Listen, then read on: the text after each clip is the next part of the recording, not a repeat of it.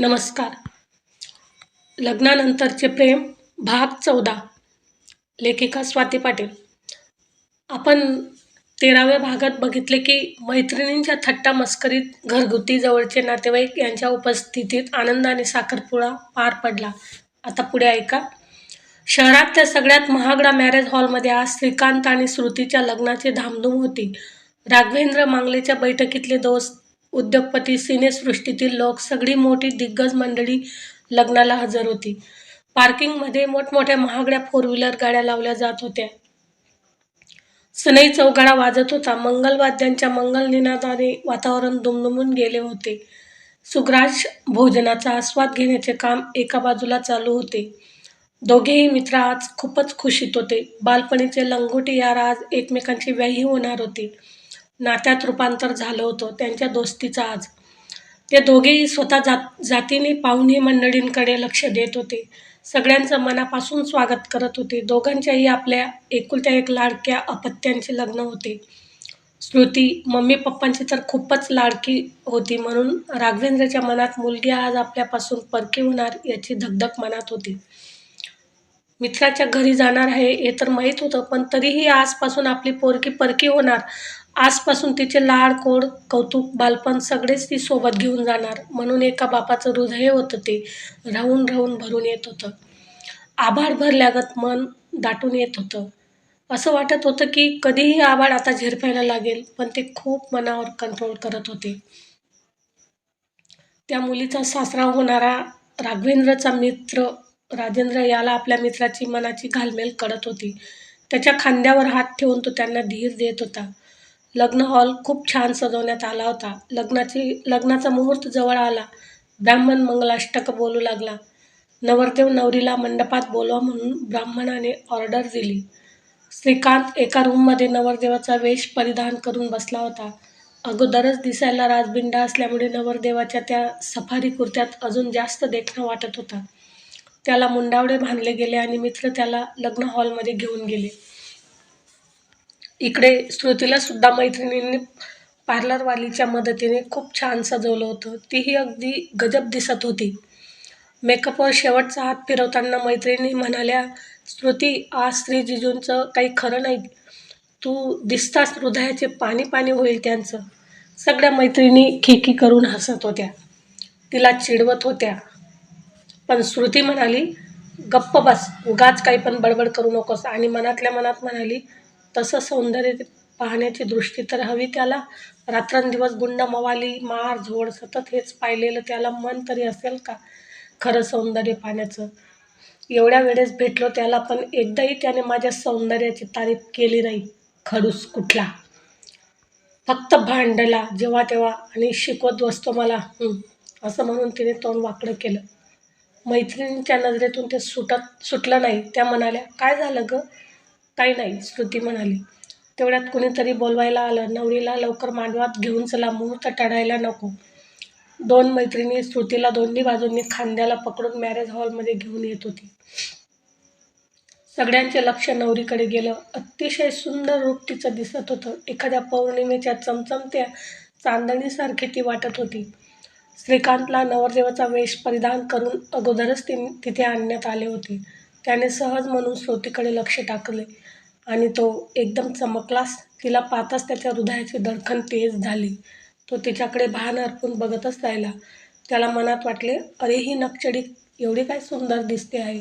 आज तर माझा जीव घेईली तिच्या सौंदर्याने. आजपर्यंत तिला फक्त फॅशनेबल ड्रेसमध्ये बघितलेलं. आज हिरवा शालू नेसून, केसांना गजरा लावून, बाशिंग बांधून, हातात मेहंदी अशा वेशात त्याने प्रथमच तिला बघितलं. एखादी सुंदर परीसारखी, सुसंस्कृत, सज्जन नारीसारखी खूपच रूपवंती दिसत होती.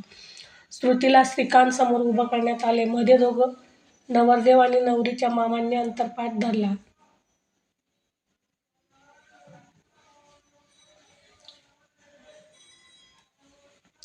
ब्राह्मण मंगलाष्टक बोलू लागला. श्रुतीला वाटले, कधी हे रिकामं काम तिच्या मते आटोपता आणि आपण निवांतपणे आपल्या खोलीत एकांतात आराम करायला जाऊ असं तिला झालं होतं. मंगलाष्टक संपले. ब्राह्मणाने सावधान म्हणून घोषणा केली आणि लग्न हॉलमध्ये उपस्थित असलेले सगळ्यांनी त्यांच्यावर अक्षतांचा वर्षाव केला. नवरदेव नवरीला सगळ्यांनी आशीर्वाद दिले. अंतरपाट दूर झाला होता. दोघेही अगदी जवळ आले होते. दोघांनी एकमेकांवर नजर टाकली, मात्र श्रुतीने लगेच नजर फिरवली.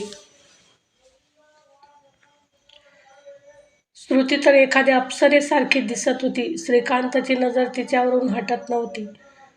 ब्राह्मणांनी सांगितले की सगळ्यांचे आशीर्वाद घ्या. दोघेही अगोदर ब्राह्मणांच्या पाया पडले, नंतर आईवडिलांना नमस्कार केला. श्रुतीने तिच्या मम्मी पप्पांना नमस्कार केला. आत्ता मात्र राघवेंद्र कडून राहावले नाही. आपल्या मुलीला त्याने मिठीत घेतलं. आत्तापर्यंत रोखून धरलेला आणि त्याचा बांध फुटला. ते अक्षरशः रडू लागले. श्रुतीही बापाला धरून रडू लागली. राजेंद्रने त्याला समजावले, तुझी मुलगी ही आत्ता माझी आहे. टेन्शन घेऊ नकोस मित्रा. तुझी मुलगी माझ्या घरी सुखी राहील. श्रीकांत राघवेंद्रचे पाया पडले. राघवेंद्रने श्रीकांतच्या डोक्यावरून मायेने हात फिरवला आणि सुखी संसार करा बाळांनो असा आशीर्वाद दिला. त्यानंतर लग्नाची राहिलेली रस्म रिवाज अगदी धामधुमीत पार पडले. नवरदेवाचं नाक ओढण्यापासून, तिच्या मैत्रिणींनी श्रीकांतचे बूट लपवण्यापासून सगळ्याच गोष्टींचा अगदी मनमुरादपणे आनंद लुटला होता लग्नाचा. श्रुतीला मात्र कुठल्याच गोष्टीत इंटरेस्ट वाटत नव्हता. सगळं ती मजबुरीनेच करत होती, कारण खूप अल्लड आणि बालिश बुद्धीची असल्यामुळे नेमकं प्रेम म्हणजे काय असतं हेच तिला कळत नव्हतं. ज्याच्यावर तिने मनापासून प्रेम केलं होतं त्या रवीने तिला फसवलं होतं. त्यामुळे खरं प्रेम तिला ओळखताच येत नव्हतं. प्रेमावरचा तिचा विश्वासच उडाला होता आणि आत्ता तिला काहीच समजून येत नव्हतं. म्हणून पप्पा करतील तेच होऊ द्यायचं असं म्हणून ती फक्त एखाद्या कठपुतलीसारखी प्रत्येक गोष्टीला सामोरे जात होती. ही लग्न वगैरे सगळे ती एन्जॉय न करता फक्त कठपुतली बनूनच राहत होती. आणि संताप आला की श्रीकांतवर सगळा संताप करायचा. त्याला कुठल्या ना कुठल्या प्रकारे त्याच्या विरुद्ध वागून त्रास द्यायचा. हेच करत होती. फुलांनी सजवलेल्या रबणी बनादी जोडीच्या बॅनर लावलेल्या गाडीत बसून श्रीकांत आपल्या नववधूला घेऊन आपल्या बंगल्याकडे निघाला. पाहुणे मंडळी सगळ्यांचा निरोप घेऊन निघून गेले. मॅरेज हॉल आता सुना पडला. राघवेंद्र आणि त्यांची पत्नी मुलीची पाठवणी करून खूप दुःखी झाले होते. एकमेकांना सावरत ते घरी गेले.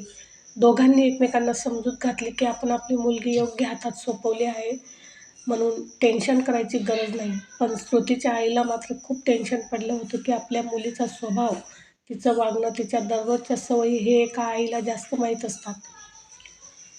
तिथं परक्या घरी आपल्या मुलीचा कसा निभाव लागेल, कोण सांभाळेल तिला. खूप नाजूक मनाची आहे माझी मुलगी, तिचा मनाचा कोण सांभाळ करेल. या सगळ्या बारीक गोष्टी आठवून तिच्या आईला तिच्याबद्दल खूप आठवण येत होती आणि रडू येत होतं. पण राघवेंद्रने आपल्या पत्नीला समजूत दिली की प्रत्येक मुलीच्या आयुष्यात हे प्रसंग एक ना एक दिवस येणारच असतात आणि हे कठीण प्रसंगांना प्रत्येक आईवडिलांना आणि मुलीला सामोरे जावे लागतात. पण मुलीला जर तिचा जीवनसाथी योग्य असला तर कुठलीही चिंता करायची गरज नसते. आपण आपल्या मुलीसाठी तेच केलं आहे. माझ्या मित्राच्या मुलावर, श्रीकांतवर पूर्ण विश्वास आहे. मी त्याला जवळून बघितले आहे, म्हणून आपल्या श्रुतीला तो राणीवाणी ठेवेल. तिची चिंता करायची गरज नाही. उलट आपल्या मुलीला योग्य जोडीदार मिळाला म्हणून आपण खुश झालो पाहिजे. हे ते आपल्या बायकोला समजावत जरी असले तरीही मुलीच्या मायेने त्यांचं हृदय भरून आलेलं होतं. त्यांनी परत एकदा आपल्या मित्राला कॉल करून आपल्या मुलीबद्दल विचारपूस केली. राजेंद्रनेही त्याला धीर दिला की आत्ता तुझी मुलगी नाही, ती माझी मुलगी आहे असं समजून चाल. अच्छा, श्रुती गेली एकदाची श्रीकांतच्या घरी त्याची नववधू बनून. एकमेकांशी कधीही न पटणाऱ्या या दोघांचं आता कसं होणार? आता ऐकाच पुढच्या भागात लवकरच.